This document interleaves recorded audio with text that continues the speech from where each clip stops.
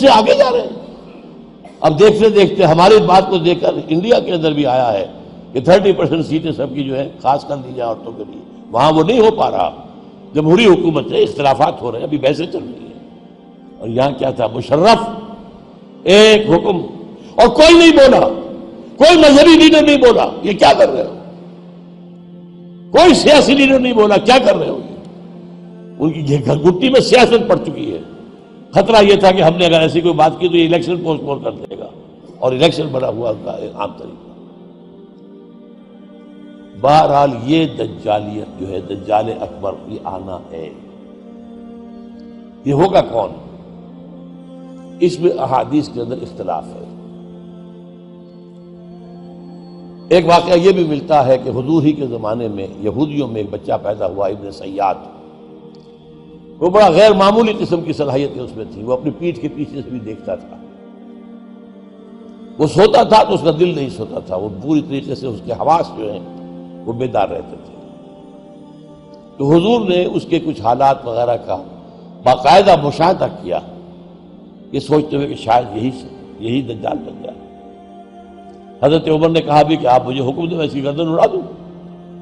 فرمایا نہیں، اگر تو یہ وہ ہے تو اسے قتل کریں گے عیسیٰ ابن مریم، تم قتل کرنے والے نہیں ہوں گے، اور اگر یہ وہ نہیں ہے تو خام کا ناحق خون کا جو ہے تمہارے اوپر الزام آتا ہے۔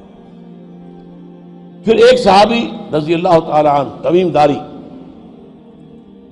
وہ عیسائی تھے، اسلام لائے تھے، وہ کسی بحری سفر پر گئے تو طوفان جو ہے ان کے جہاز کو لے کر ادھر ادھر کئی ایک مہینے تک، اس سے بھی زیادہ، موج ادھر لے گئی پھر ادھر لے گئی پھر ادھر لے گئی، حتیٰ کہ ایک جزیرے میں جا کے ان کا اترنا ہو گیا، وہاں کوئی نہیں تھا، غیر آباد۔ اندر کچھ گئے تو انہیں ایک عجیب سی مخلوق نظر آئی، جساسا، کہ نہ اس کا پتہ چلتا تھا منہ کدھر ہے دم کدھر ہے۔ اس نے کہا تم کیا کرنے آئے ہو، دیکھو فلاں صومعہ ہے، ذرا ادھر جاؤ، گھنا جنگل ہے، وہاں جو ہے ایک صومعہ ہے، چرچ ہے، اس میں ایک آدمی تمہارا انتظار کر رہا، جاؤ۔ وہاں گئے تو دیکھا کہ ایک بہت قوی ہے، بہت لمبا چوڑا، رسیوں میں اور چینز کے اندر جکڑا ہوا انسان، انسانی شکل۔ اور اس سے پھر مکالمہ ہوا، کچھ سوالات کیے، کیا بحیرہ گلیلی میں پانی ہے؟ کہاں جی ہے؟ اچھا، ایک وقت آئے گا کہ پانی نہیں رہے گا، حضرت عیسیٰ علیہ السلام کی آمد کے بعد جب یاجوج ماجوج آئیں گے تو یہ سارا پانی پی جائے گا، کوئی قطرہ نہیں بچے گا۔ اس طرح کئی سوالات کیے، اور پھر اس نے غالباً یہ کہا کہ میں دجال ہوں، مجھے ابھی اللہ نے گرفتار کیا ہوا ہے، پھر اب وقت آئے گا مجھے چھوڑے گا۔ ایک روایت یہ ہے، جب حضرت آئے تمیم داری تو حضور نے پھر اعلان عام کرایا، مسلمانوں کو جمع کرایا، اور انہیں یہ سارا تمیم داری کا واقعہ سنایا۔ ایک یہ بھی ہے۔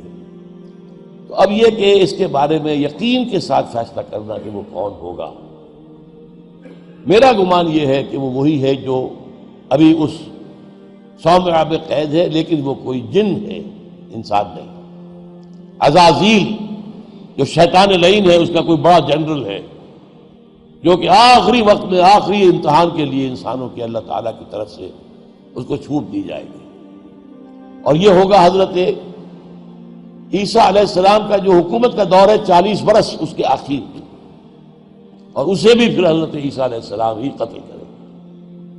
لیکن اس سے پہلے یہ ہے کہ اتنی بڑی ہوا چل چکی ہوگی کفر اور الحاد کی، اور جو ہے زوال آ چکا ہوگا، کہ پھر حضرت عیسیٰ کا انتقال ہونے کے بعد کچھ ہی عرصے کے بعد اللہ تعالیٰ ایک خاص ہوا بھیجے گا کہ جن کے دل میں بھی ایمان ہے ان کی جانیں بڑی آسانی سے، سہولت سے نکل جائے گی۔ اب دنیا میں صرف کافر، فاسق، ملحد، مشرک، گناہگار لوگ رہ جائیں گے، ان پر قیامت کی ہولناک جو زلزلہ ہے، یا ایھا الناس اتقوا ربکم ان زلزلۃ الساعۃ شیء عظیم یوم ترونھا تذہل کل مرضعۃ عما ارضعت وتضع کل ذات حمل حملها وتری الناس سکارى وما هم بسکارى، یہ جو سختیاں ہیں یہ کفار پر آئیں گی، اہل ایمان پر نہیں آئیں گی۔ اب یہ ہے میرے اور آپ کے لیے انفرادی سطح پر تو فیصلہ کیجئے، ہم اپنے اندر سے دجال کو نکالیں۔ محبت اللہ سے، دنیا سے نہیں، طلب آخرت کی، دنیا کی نہیں، فکر روح کی، جسم کی بھی کرو لیکن اس کی اطمینان کرو،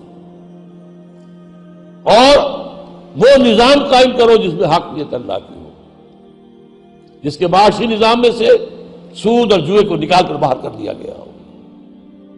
معاشرہ وہ ہو جس میں عفت و عصمت کی ویلیوز ہو، شرم اور حیا کی ویلیوز ہو، خاندان کا ادارہ مضبوط ہو۔